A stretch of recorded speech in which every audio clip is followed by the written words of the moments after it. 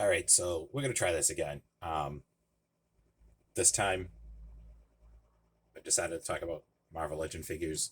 Um, I completely slept on Marvel Legends the years of the toy biz. Uh, I have no good reason why that I stopped. I mean, I had like the smaller 5-inch scale ones with a minimum articulation. Before then, when they got to the Marvel Legends line, I was already out. I wasn't collecting that much anymore. Um, I was still collecting some, was focusing more or less on the Todd McFarlane toys, the Spawn figures and the movie Maniacs and all those other things. Um, I even missed out a lot of the earlier Hasbro Marvel Legend years. There are some older ones I ordered off of eBay just to have in my collection. I think like the first figure that really got me into Marvel Legends was when I saw Deathlock sitting there on the shelf when I was in Walmart. Actually, it was in there to buy Transformers. Couldn't find the Transformers I wanted, and I saw Deathlock, and I'm like, hey, I remember reading that comic growing up. So I bought the figure, and I just fell in love from there. Um, Started collecting them. I wouldn't say regularly, but I did pick up quite a few over the years since then. Mainly my collection now is 90s comics, Hulk stuff, and the MCU. That's like the majority of my collection. Um, but definitely one of them, of course, 90s era comics. It's the comics I was reading in high school. And it was the X Factor team, the new X Factor team that was introduced. Um, I don't know what it was that drew me in. I mean, the guys, I think it was the artwork. I forget the artist's name, but to me, his characters were drawn in such a unique, ugly, but yet beautiful at the same time way of drawing his figures. I mean, well, characters, I should say. I mean, you had the likes of like back in the day, around that time, like the names for artists for me that jumped out was like the Jim Lee, Rob Liefeld, Dale Keown or Dale Cohen, however you pronounce it, with the Hulk, Tom McFarlane himself, and then of course the X Factor team. And there was just something unique that like just drew me in. I'm like, oh, I should, you know, get back into reading comics. I mean, prior to high school, the last time I was reading comics was earlier than that. My brother and I were obsessed with like the Punisher comics and Conan of all things because we like the Conan movies. But yeah, the X Factor team brought me back into comic books in the 90s.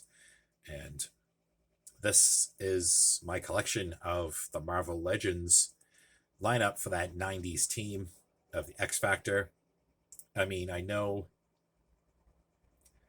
Random and Forge came in later on in the storyline. And again, I was kind of drifting apart when with reading comics when those two characters were introduced. I don't know. I was like, I'd read it almost regularly. Then I kind of drifted away and went back, read some more issues, jumped around. I picked up back orders or back issues, I should say, at comic book shops to try to figure out what the hell is going on with the storylines with all these character changes in the teams. And yeah, so, anyways, just to get back to the point I was trying to make, my Marvel Legends X Factor 90s team. Obviously, one of the other characters I want to get for this team that they don't have a Marvel Legends yet of is Val Cooper. Val Cooper, I remember she was there in the comics from like early on. Marvel Legends hasn't made one yet. I may or may not attempt to make a custom figure of hers. I was actually trying to use, Stacy Keebler from the WWF. I was going to use her body because I saw her at a store and she had like the suit dress outfit on, like something like Val Cooper would wear. But then I realized a lot of the WWF figures would scale with Legends. So scratch that idea. I'll try to do it some other way until then for like a hold over until Marvel Legends decides, or Hasbro, I should say, decides to release their Legends. But I'm not really buying that many Legends anymore because I think the quality sucks.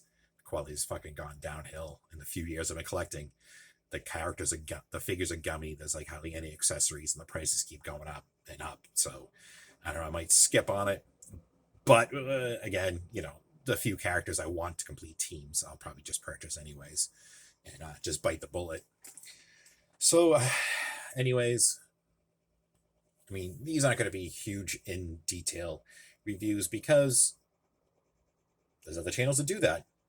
I just wanted to show that, yeah, this is my collection, and I'm trying to, obviously finish off the teams I was reading when I was growing up. Of course, we have Polaris. Nice sculpt on her. The hair's kind of fucking ridiculous, but it's gonna match the way she was drawn in the comics. Yeah, I think she's got like 2 splayed hands and 2 fists she comes with. I'm not gonna dig out the fucking accessories. Decent posability, I think. Moving on, you have Havoc, Scott Summers, or Cyclops' brother. Yeah. Also love interest of Polaris over there. Again, pretty decent figure. Fucking like it a lot. The ridiculous jacket he wears in the comics. I don't know. Some people draw him with the jacket, and I've seen him drawn without the jacket, but whatever. To me, this screams Havoc from Havoc from the 90's. Oh God, then you have Multiple Man. Very interesting character. His mutant ability. Oops. There goes Wolfsbane. His mutant ability, he can multiply. I mean, awesome upon impact. So there are a lot of times you see in the comics he'd clap his hands together, or get punched, and boom, out comes another copy of Multiple Man. Oh shit, he's not even centered. Wise guy in the team, funny man. I liked him. I liked the storylines where he had trouble getting some of his multiples to be reabsorbed or absorbed back into him, and they ended up developing their own personalities. Yeah, I probably should have cleaned these before I filmed, but whatever. Again, favorite character, favorite team. Quicksilver. Oh God, I don't know. Did he stick around the team? I know he was in the team in the beginning when I first started reading this, when they got introduced. But yeah. Again, pretty cool figure. I hate the fucking feet on him. The duck feet, as they call them. They're long, wide, and flat. Posability on this figure is pretty cool. I love the butterfly joints. Yeah, man, I'm flexing at the beach. Which way to the beach, man? Anyways, that was just stupid. His head is, again, I think is kind of oddly proportioned for his body. I think it's way too big, but oh, whatever. He's a team member. I had to add him to the collection, of course. Put him aside. God, who to do next? Wolfsbane. Yes. Another member of the team. This is, of course, right now the one that's the New Mutants uniform. That actually, her head and hands were extras to another fucking character that I can't remember her goddamn name for the life of me. But I didn't buy that for her. I bought that figure so I can have a fucking Wolfsbane in my team. Now, Marvel Legends, or Hasbro, whatever you want to say, just announced that they have a more 90s accurate Wolfsbane. I think it was Big Bad Toy Store says it won't be out here until July. I've seen some people online already post pictures that they have her. That always pisses me off because it always seems like this area gets them so fucking late. But to go back to the point I was going to make before I started fucking rambling again, was I think the figure's fucking hideous. Yeah, it's the accurate uniform, accurate look for the 90s, but the fucking head sculpt to me looks ugly as fucking sin.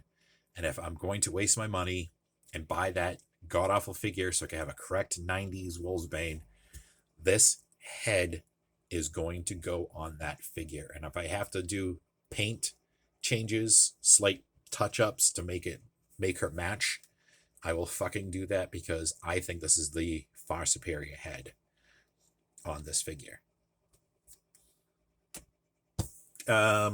Next we'll do Forge. The guy I tried to talk about the last time I tried to record this video. This is actually my third attempt to get this video out. I forgot his fucking name. I couldn't remember Forge. A fucking simple name. Again, he kind of came in later on in the series and basically became the leader of the X Factor team, replacing Val Cooper.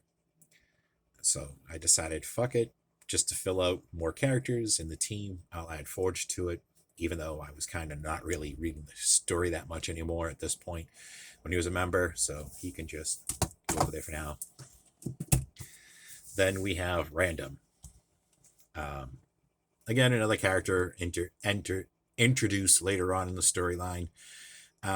He was an enemy at one point. I know I have an issue. I was just looking at the issue, in fact, a couple of days ago, where they actually fought, and I guess he becomes an ally to them. I figured I'd just add him again. I know he was releasing that X-Men Enemies 5-pack. I forget how many years ago. I didn't want to buy that whole set because some of the characters I didn't really want in my collection. I knew Random was one of them. I thought, like, oh, fuck, I know this dude from the comics. When I was reading him, he's going to be a purchase. I found him on eBay at a decent price. I think I only paid like $30 for him, give or take. The biggest disappointment I have, honestly, with this figure, he doesn't have the 90s proportions. And what I mean by that is, when you see him in the comics, his shoulders are probably like wider. Not as wide as Strong Guy in the background, but wider. And I think he's also drawn taller, and his fucking boots are huge. They're just like exaggerated. I mean, yeah, he's pretty good. I mean, proportion wise, he is bigger than, like, your standard Marvel Legends figure. But I again think they probably should have made him maybe at least a head taller, or maybe up to Strong Guy's height, widen the shoulders a bit more. Really, really give him like gigantic boots, I think. And I'd say the figure would be flawless. And if you take a look, there's blue tack in the barrels of his gun, because I had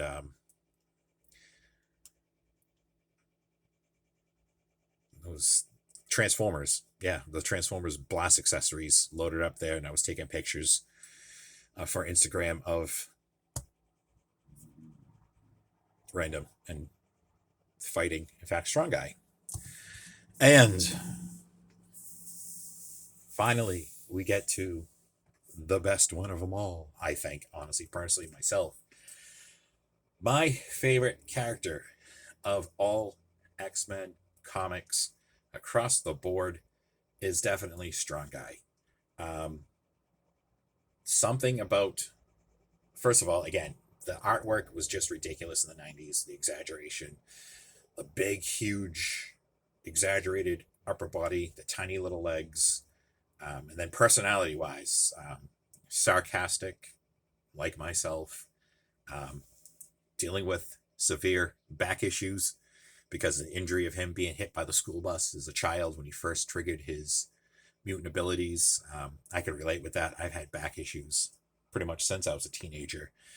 So, yeah, he became my favorite character. And also, it was said in one of the issues, I forget which one, that he's actually could care less about Professor X and his mission, that he's in it for the paycheck.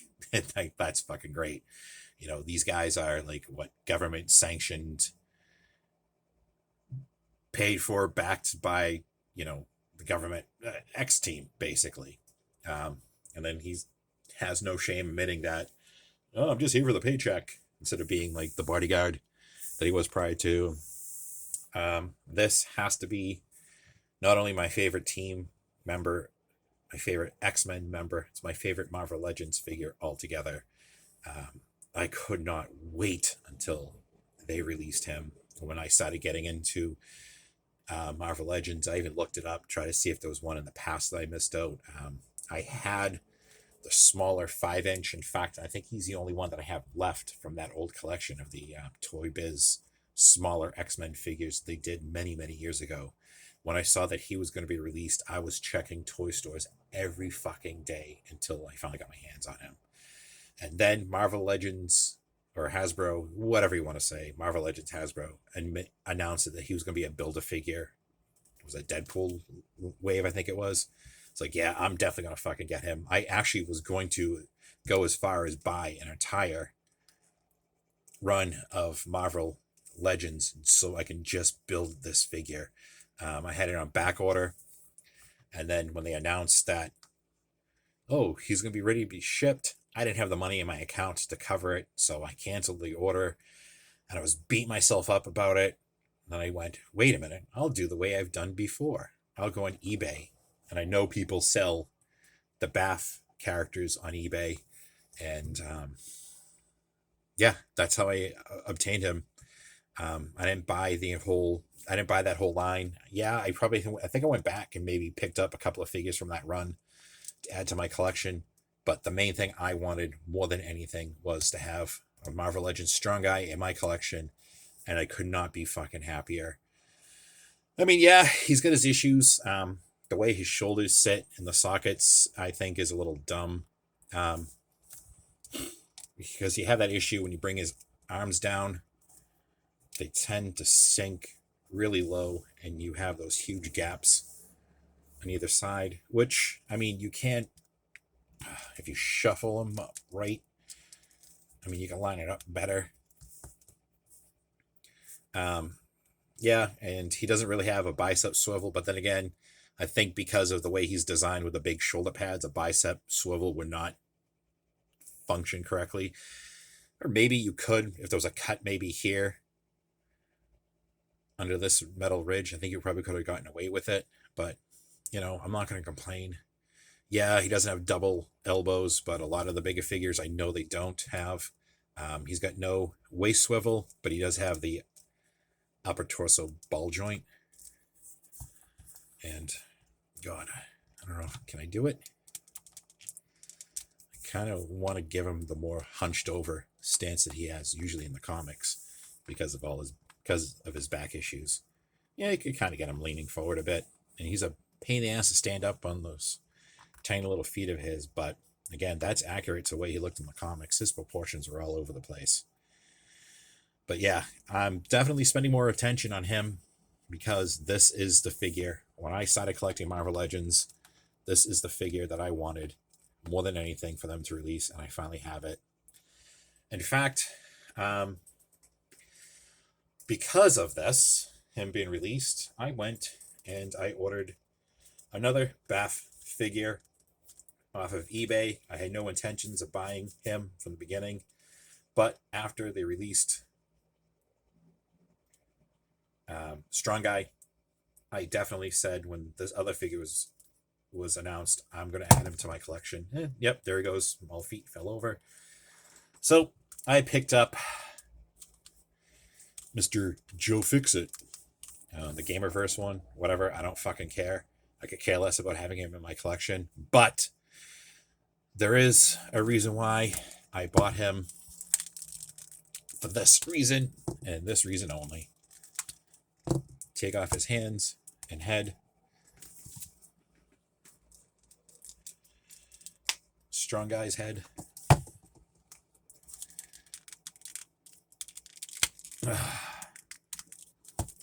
Yeah, he looks like he's floating in the suit. But, and then I ordered also Build-A-Figure Hulk hands. I think this is the MCU Smart Hulk. I painted him a flush tone. You know, the matching isn't perfect, but I really don't care.